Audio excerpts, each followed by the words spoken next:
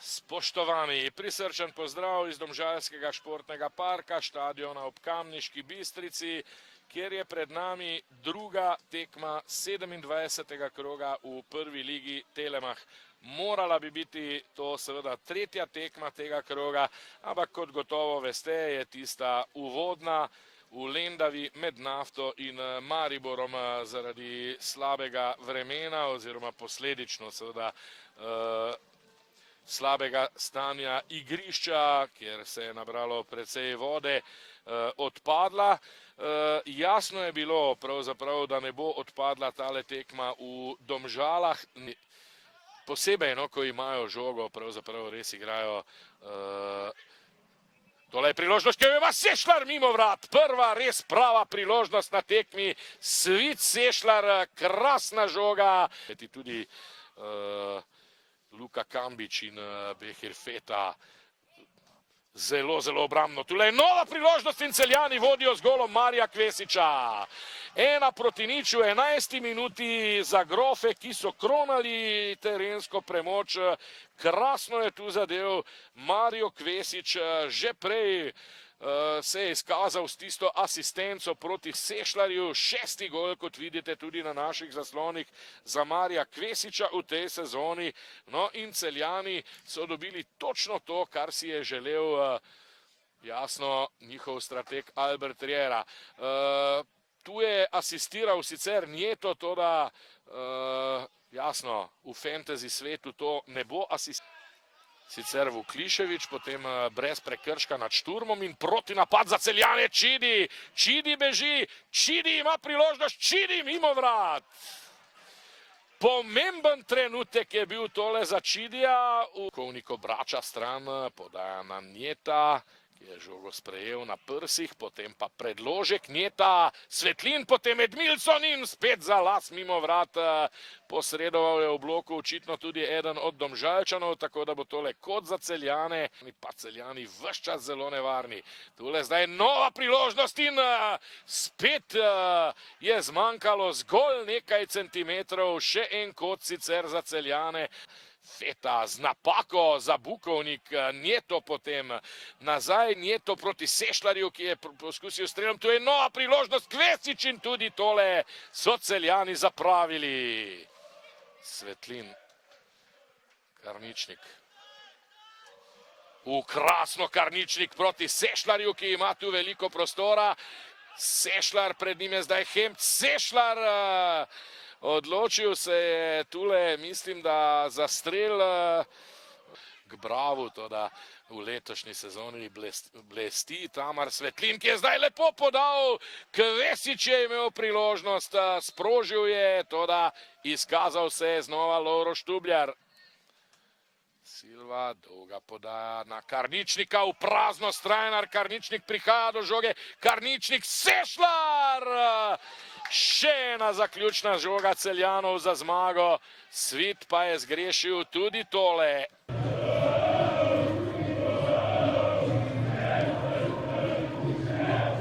Marijo Kvesič, iskrene čestitke za zmago, iskrene čestitke za gol. V prvem polčasu je delovalo, da Celje dominira, da ima vse pod kontrolo, vodili ste z 1-0, ampak v drugem polčasu ste nekako ste imeli znova veliko priložnosti, ampak več kot enega gola niste dosegli. Kako ste videli vi to tekmo? Složio bi se s vama u potpunosti. Jako dobro smo ušli u utakmicu i imali smo dobar tempo u igri s obzirom na da je prva tekma po pauzi koja je uvijek malo onako teška, ispadneš iz ritma, ali igrali smo dobro, stvarali smo prilike. Mislim da nisam baš sretan kako smo završili utakmicu. Malo smo pali u ritmu, moje mišljenje ovako direktno po tekmi, da smo mogli malo biti još mirniji na lopti i normalno da smo mogli zabiti još koji gol s obzirom na šanse koje smo imali. A mislite, da je padec koncentracije oziroma zbranost v zaključku v napadu morda to, da zdaj niste igrali 10-12 dni? Ne mogu tražiti izgovore u tome, ali činjenica je da nismo zabili drugi gol ili treći gol koji bi zatvorili utakmicu i zbog toga smo držali protivnika do samog kraja živoga. Oni su svaki napad, nogomet je takav da kad ne zabiješ da jedan korner, jedan ubačaj iz auta, odbijanac može okrenuti utakmicu u drugom smjeru. Danas se, hvala Bogu, to nije dogodilo, ali za naprijed trebamo biti možda malo bolji u završnici, zaključiti utakmicu ranije i ne dopustiti protivniku da se osjeća da može nešto napraviti do samog kraja. Marija, hvala in srečno. Hvala vama. Luka Kambič, takole tekma, ki je na koncu bila zelo živa. 0-1 ste sicer izgubili, prvi polčas morda nekoliko slabši, ampak v drugem polčasu, tako kot že nekaj tekem sedaj, ste pokazali, da stopnjujete nekako ritem, ampak na koncu vam je pa vendarle malo zmanjkalo. Kako ste videli tekmo? Ja, mislim, da se nam ponavlja to zdaj že tretjo tekmo, da slabo začnemo tekmo.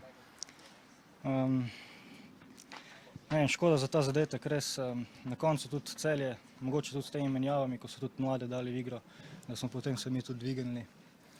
Ampak ja, mislim, da če ne bi dobili tistega zadetka, da bi res lahko iztržili nek boljši rezultat, pozitiven, ampak tako je treba pa to tekmo zdaj pač pozabiti na naslednjo. Ja, naslednja sicer znova doma, ampak znova zelo težak nasprotnik Maribor, tako da verjetno bo potrebno zbrati misli in misliti na tiste pozitivne stvari iz te tekme, ne? Ja, pa sej nekako je tako že celo sezono. Mogoče nam lahko daje tudi upanje dodatno, ker smo tudi v Ljudskem vrtu odigrali neko, čeprav smo izgubili neko solidno tekmo, tako da mislim, da lahko gremo tudi z optimizmom na Maribor. Ok, Luka, hvala in srečno. Hvala. Mr. Riera, you dominated possession in the first half and you did exactly what you said before the game. You score early goal, but you didn't kill the game, as you said before the game. You didn't score a second and the third goal. But in the second half, you walk on the edge. How did you see this match? No, that you need to go kill the game. But at the end, this game it's simple. You need to score more goals than the opponent, but you need to score as many as possible to that the game goes in another way. Because 1-0, the game is still open, and you can have one. The PG was so fast today. It was a lot of second balls, a lot of balls there in the middle that could create some problem for the counterattacks. But the most that I'm satisfied today is the way. When we lose the ball, that we are desperate to get the ball again, and so it means the press when we are losing the ball. I want to see my players that they are hungry to have the ball again, because I'm always saying a team that wants to be protagonist, a team that wants to dominate the game, you cannot think only with the ball, because you have some moments that you're going to lose the ball. It's normal. This is football, because of the opponent or because you lost this ball. But then hungry to recover again the ball, and then like this you can be dominant. So I'm especially happy on the defensive part, because we did a really great job, and we didn't we didn't let to have a lot of chances to Domžale. What about offensive part of your team? You got a lot of problems. Chidli and Matko and Prucev and especially Armandas. What about these guys in the future? No, this is very simple. When they say, we are not lucky, the other day we were talking, he came from national team injured, Zvit Sejla. It was not very serious because today he could play, but he was 10 days off. Also, Kuchis from the national team also came injured, and they told me, Coach, this year you are not lucky, because it's true that also we played the first 3 months without Karničnik. We played the first 3 months of the season also without Zabukovnik. We had a lot of injuries, but it's not because of luck. I will tell you the reason. The reason is because this season we will play more than 60 games. This season we already played 18 games in Europe. So we will play 20 with these 2 Fiorentina games. So we are playing double than the normal teams here in Slovenia.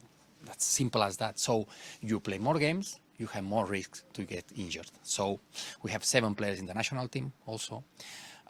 So we have a lot of things, beautiful things, because if you ask me, I want to play all the competition. I want to, if they ask me, but you don't want to give the players to the national team? No. I hope that one day all my players, they are going with the national team. Like this, I can rest this week. I don't need to train them. So because this is a prize that they are doing well.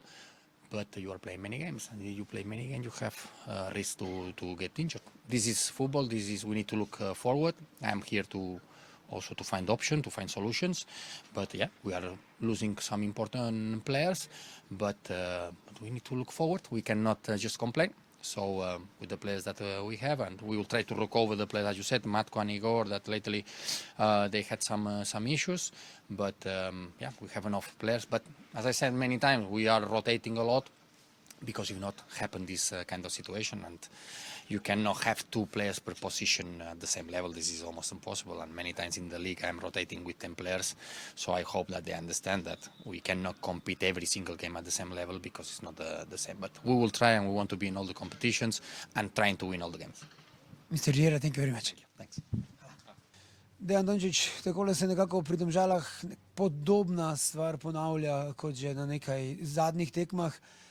Nekoliko slabši vstop v igro, na to pa tudi proti Celju, ki je bil favorit na tej tekmi, ste na koncu bili živi in ste imeli morda priložnost vsaj za točko. Kako ste vi videli tole tekmo? Tako kot ste rekli, najprej bi čestitil Celje za zmago. Res smo zelo slabih začetek, prvi polčas je bil slab, brez energije, brez agresije. Se pravi, dober, da na koncu, da je bil rezultat 1-0. Nekako v drugem polčasu smo nekako se dogovorili, da mora biti več energije, več agresije, več konkretnosti v fazi napada, tako da nekako drugi polčas smo malo bolj bili živi, prišli tudi do par polšans, kar bi lahko tudi dal zadetek. Ja, ponavlja se, določene stvari se ponavljajo, ampak normalno, mi moramo zmeraj težiti k temu, da ne glede na to, kdo je nasprotnik, da ne probamo vzeti pike, ne glede, a je to Celje, Maribor ali pa Olimpija. Ja, omenili ste enega od nasprotnikov, to je Maribor, znova sicer doma, ampak še ena tekma, ki prav gotovo ne bo lahka za Domžale, ne? Pa dobro, nobena tekma ne bo lahka, zdaj bomo imeli res 9, dobesedno smo že rekli zadnjih 15 tekem, zdaj vsaka tekma, vsaka pika je zelo pomembna za obstanek in pa čaka nas tekma proti Mariboru. Jaz pravim, da če so igralci vsi zdravi, če damo maksimum z fanatično borbenostjo, kot je bila tekma proti Olimpiji, lahko vsakega presenetimo. Normalno moramo biti pa vsi 100% v tem delu. Dejan Dončić, hvala lepa. Okay.